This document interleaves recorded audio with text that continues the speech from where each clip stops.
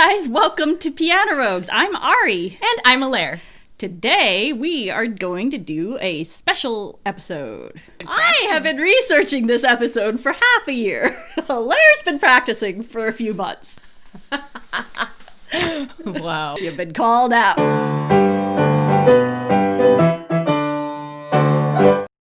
Beethoven. Who was Beethoven? Beethoven is one of the most well-known classical era composers. He composed 722 works in his lifetime. He was born in Bonn, but lived most of his life in Vienna. He was a very over-the-top kind of person, but extremely relatable. I think that's part of why he has been remembered for so long. Well, that and his amazing music. But he also has a personality to go with it. I don't know. I mean, I feel What do we know about Mozart's personality? In the general... Yeah, it was person to the max. One of the things that is mentioned about Beethoven as a person was he wasn't the most, what's the word? Hygienic? Or, clean. Finicky? Particular? He wasn't the most particular about his appearance. There we go. In fact, his friends were known to have to sneak into his house in order to change out his outfits for him, because he had a tendency to wear them way too long. And he didn't notice. No. He would just wear whatever was draped over the furniture. His outfit was there. I guess he was, that's what I've been wearing, okay. You would think he would at least notice the change in color or the change in cleanliness or the change guess in... it just speaks to how much he lived inside his own head. Yeah, and how much he didn't care. Didn't notice. Yeah, he had much more important things to think about, such as music. On that same note, one time he was arrested because they thought he was a vagabond. They had to pull in a musician to identify him. Just pull him off the street and be like, do you know this guy? He claims to be a composer. Yes, so they did not specify in the story where the musician came from, but they did not believe that he was Are we sure Beethoven. it really happened? There's a lot of apocryphal things about Beethoven. Yeah. Researching Beethoven is a challenge. They knew he was something special at the time, so even at the time and directly after, there was legends about him. So digging through and trying to find what is real information and what is just someone's story. And our other challenge is, we're not Beethoven experts. There are people who study Beethoven their entire lives. And she really feels like she just barely scratched the surface.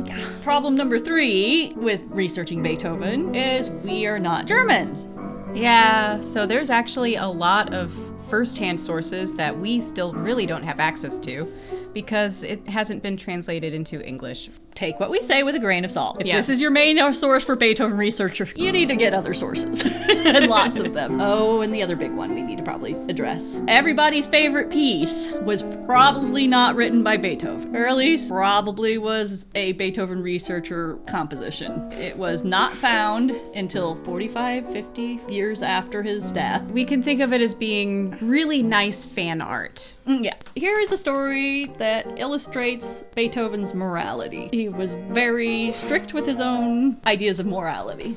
Yes, but okay, just we'll tell the story. You'll see why I'm giggling already. Countess Erdődy.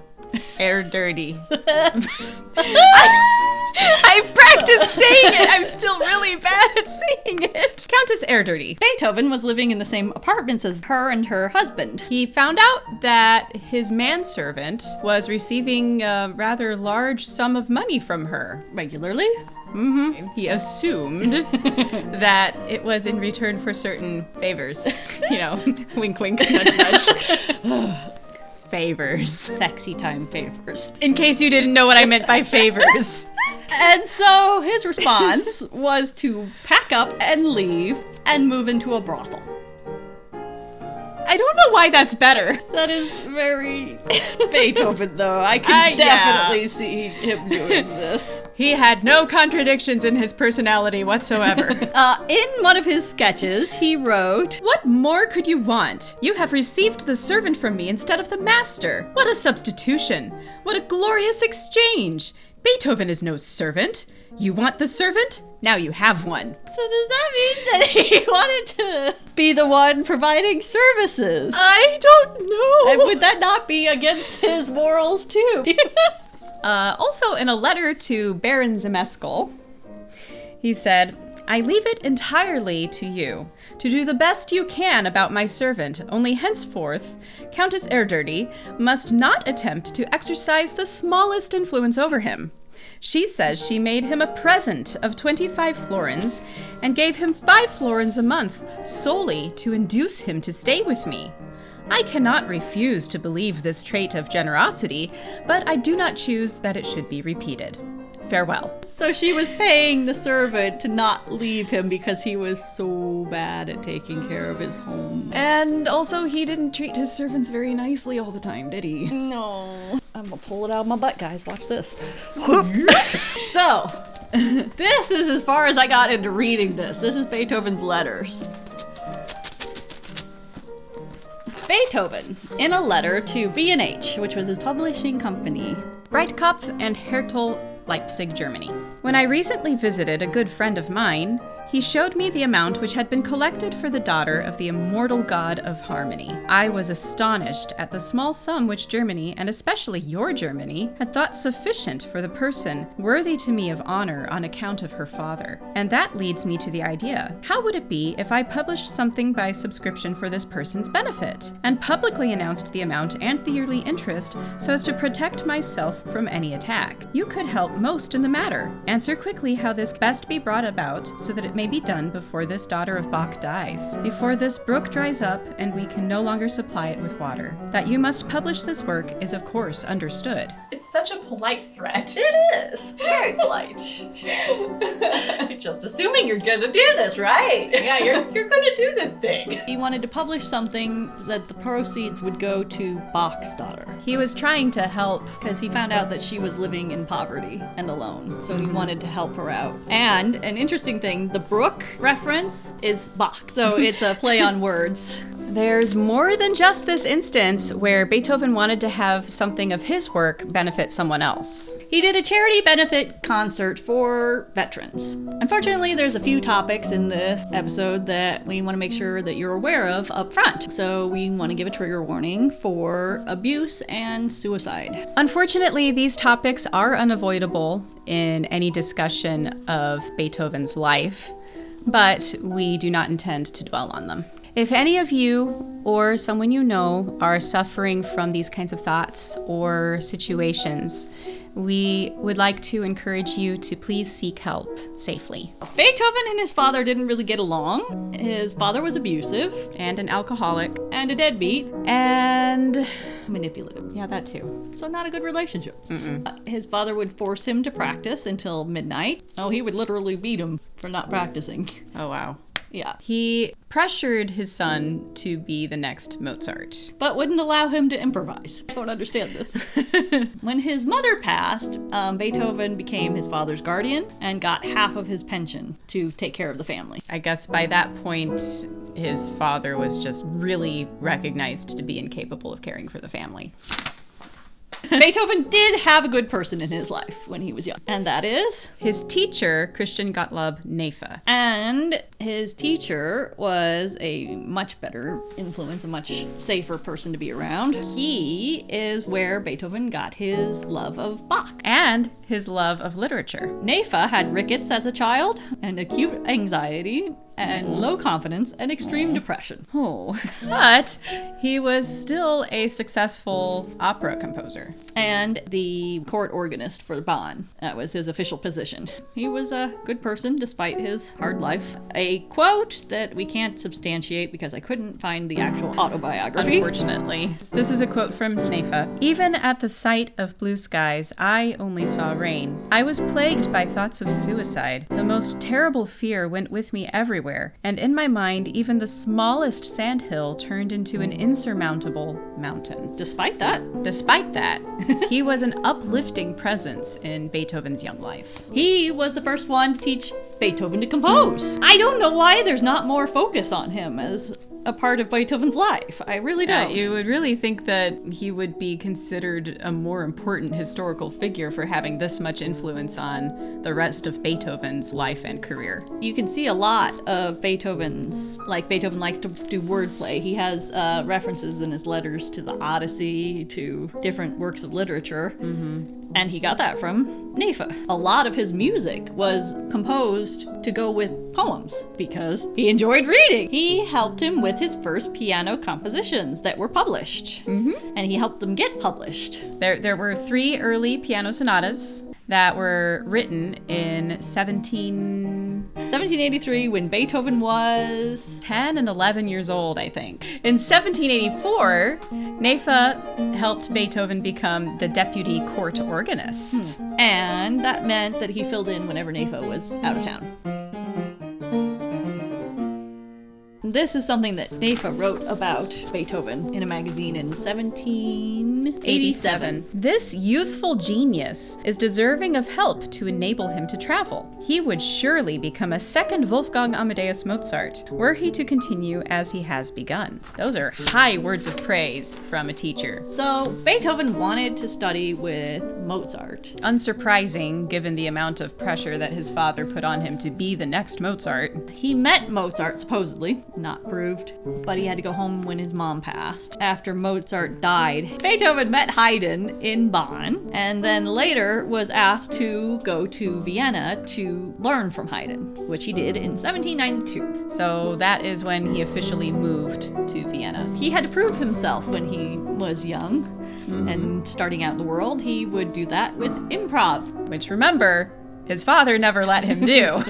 But it turns out Beethoven was really good at improv. He participated in a contest in which apparently he beat everybody so soundly that he was never asked to participate in a contest again. That's what he gets for being too good at improv. No more fun for him.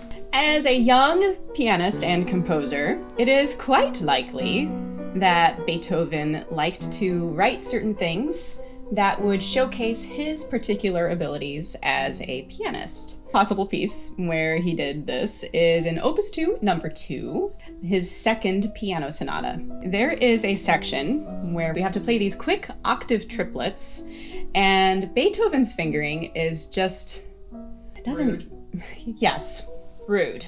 What Ari said. His fingering is rude. He says to use 1 and 5, and then 2 and 5, and then 1 and 5, and then 2 and 5, in a pattern like that. And it's supposed to go really fast.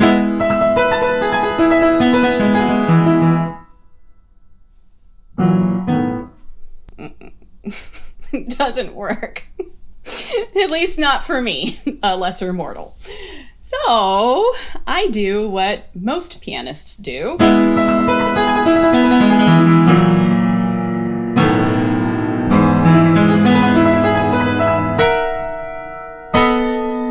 And use 2 hands, like a sensible human being. It's possible that the reason why he was able to do that fingering is because from one side of his palm to the other side of his palm, it's possible that he just had really wide paws, and that would make that fingering much more doable for him than it is for me, who has small hands. Unfortunately, Beethoven had a rough life. He had digestive issues, and of course, what everybody knows, he started going deaf. Probably around 1798, so in his 20s? So mid to late 20s, he started noticing changes in his hearing. And ringing.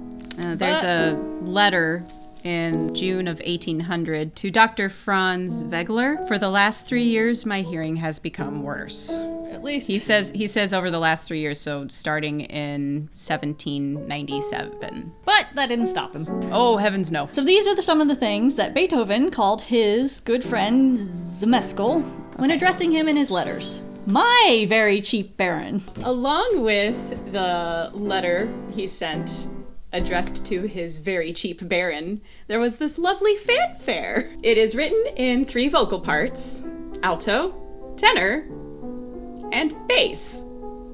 I am not a bass, but I'm gonna sing bass anyway. It is marked grave, a great example of Beethoven's musical humor. Grave is about this slow.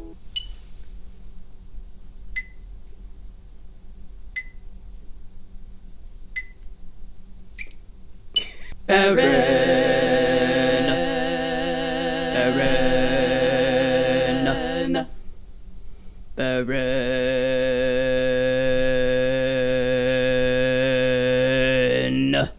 music count from today is dishonored and cashiered. And cashiered means Being dishonorably discharged, as in, like, from the military. Dearest scavenger of a baron.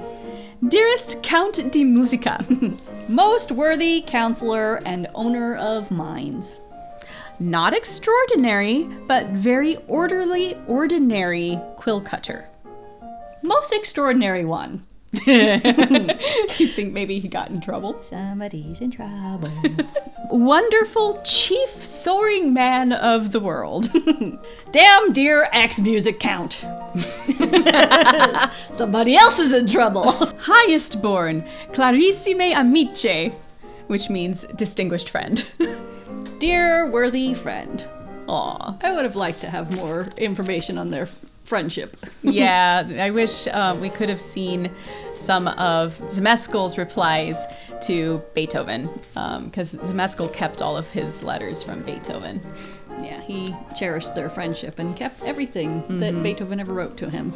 We're not saying that Beethoven didn't cherish their friendship. He just was not a very organized wouldn't be able to person. find it.